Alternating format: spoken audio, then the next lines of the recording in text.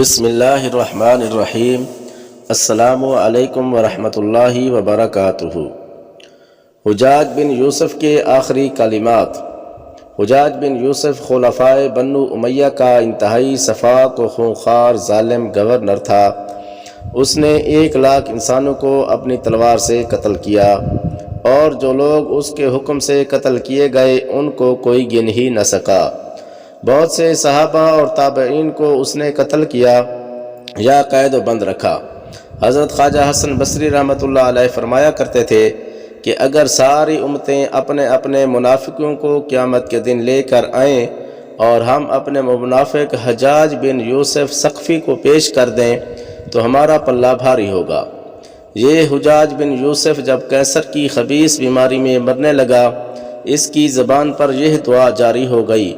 یہ دعا مانگتے مانگتے اس کا دم نکل گیا۔ دعا یہ ہے: اے اللہ، تیرے بندے بندیاں میرے بارے میں کہتے ہیں کہ تو معاف نہیں کرے گا، مگر مجھے تجھ سے امید ہے کہ تو مجھے معاف فرما دے۔ خلیفہ عادل حضرت عمر بن عبدالعزیز رحمۃ اللہ علیہ کو جب حجاج بن یوسف کی زبان سے مرتے وقت کی یہ دعا بہت اچھی لگی اور ان کو حجاج کی موت پر رشک ہونے لگا، اور خواجہ حسن بصری رحمۃ اللہ علیہ سے لوگوں نے حجاج کی اس موت کا ذکر کیا تو آپ نے تعجب سے فرمایا، کیا واقعی حجاج نے یہ دعا مانگی تھی؟ تو لوگوں نے کہا، جی ہاں، اس نے یہ دعا مانگی تھی۔ تو آپ نے فرمایا، شاید خدا اس کو بخش دے۔